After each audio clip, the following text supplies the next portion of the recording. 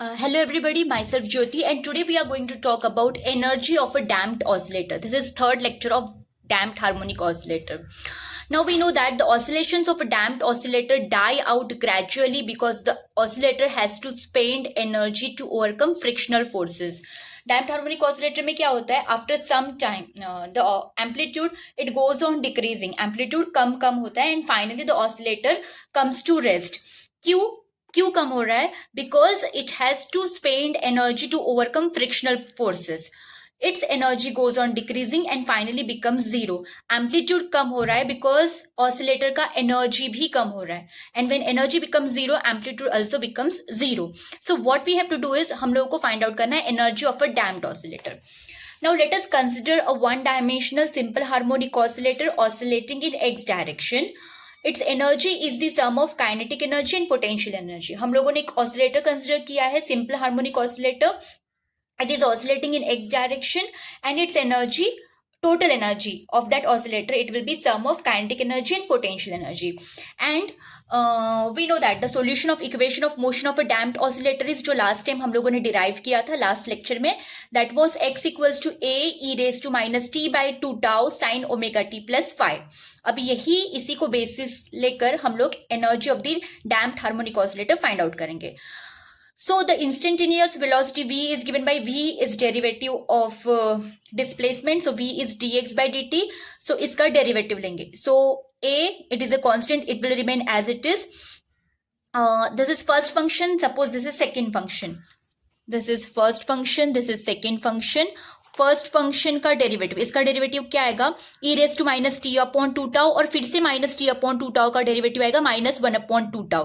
So that is how I have written minus a upon two tau e raise to minus t upon two tau second term as it is, plus यहाँ पे a e raise to minus t upon two tau, ये term वैसे के वैसे रखा है and इसका derivative sine का derivative cos omega t plus five और फिर से ओमेगा टी प्लस फाइव का डेरिवेटिव आएगा ओमेगा.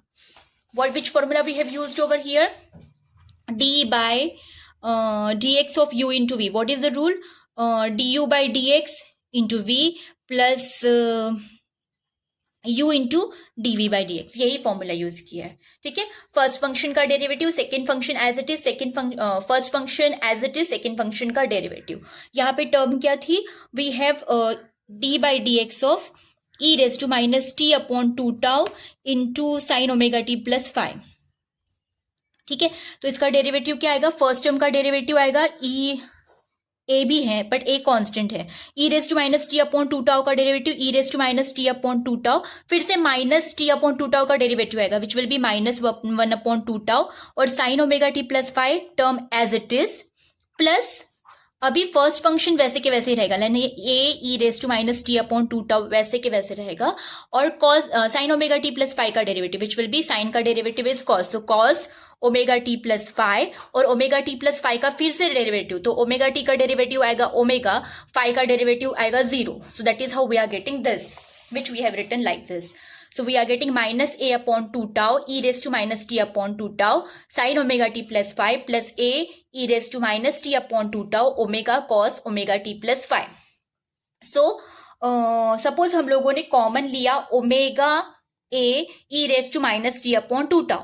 So इस टर्म में से क्या रहेगा? We will get cos omega t plus 5 और यहाँ पे माइनस साइन, यहाँ पे ओमेगा नहीं था, so we will have to divide by omega. So we will get 1 upon 2 omega tau, a e raised minus t upon 2 tau तो common लिया है and we will get sine omega t plus 5. Okay, so हम लोग को ये step मिला. अभी suppose motion it is very lightly damped. If the motion is very lightly damped, 1 upon tau ये बहुत छोटा होता है, it is very small and as 1 upon tau is small, we can neglect this second term as compared to the first one. So हम लोग इसको neglect करेंगे. So we will get v it is equals to omega a e raised to minus t upon 2 tau cos omega t plus 5. ठीक है, so वो मिलेगा. So that is exactly what I have written over here. v is equals to omega a e raised to minus t upon 2 tau cos omega t plus 5.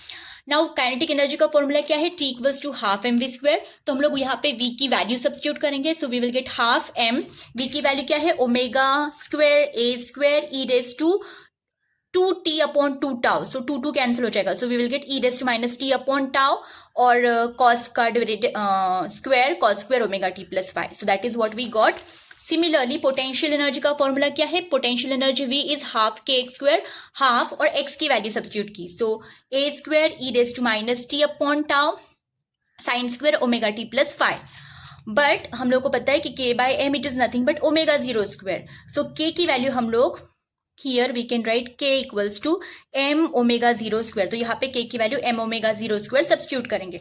So we will get v equals to half m omega 0 square a square e raised to minus t by tau sin square omega t plus phi. So ये हमें मिला. So total energy of the oscillator, it is sum of kinetic energy and potential energy. Kinetic energy हम लोगों ने find out किया, potential energy हम लोगों ने find out किया. Now both these values we will substitute. So what we will get? E of t equals to t plus v.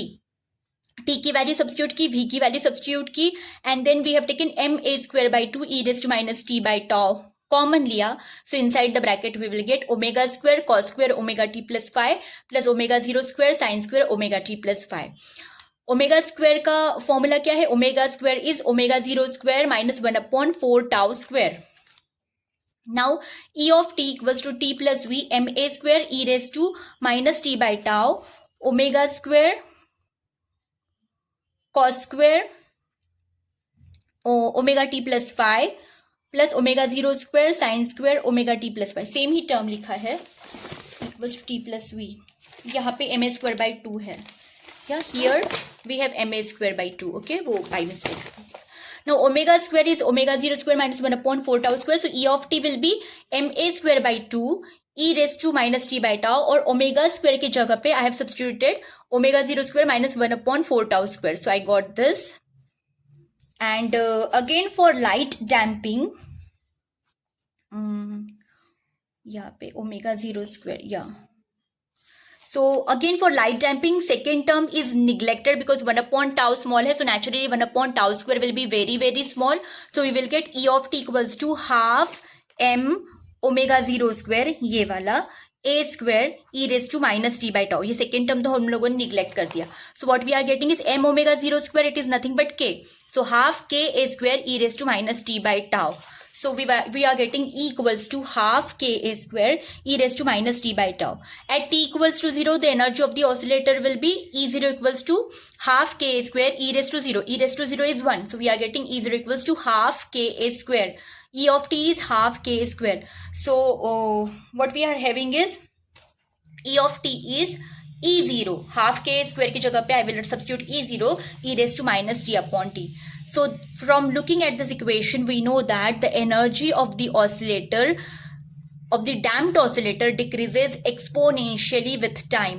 And what you have to note that energy decreases at a faster rate, that is twice the rate than the amplitude, which decreases as e raised to minus t by 2 tau. Amplitude का formula क्या था? What was the formula for amplitude? You can see that it is given by x a e raised to minus t by 2 tau. 2 tau है, ठीक है, यानी half of t upon tau है. Whereas if you look at the equation for energy, it is t upon tau. Amplitude के लिए this exponential term is minus t upon 2 tau. और energy के लिए it is e raise to minus t upon tau. That means यहाँ पे faster है. So note that energy decreases at a faster rate, twice the rate than the amplitude, which decreases as e raised to minus t upon 2 tau. So this is the expression for energy of the damped harmonic oscillator, and you have to note this. Thank you so much.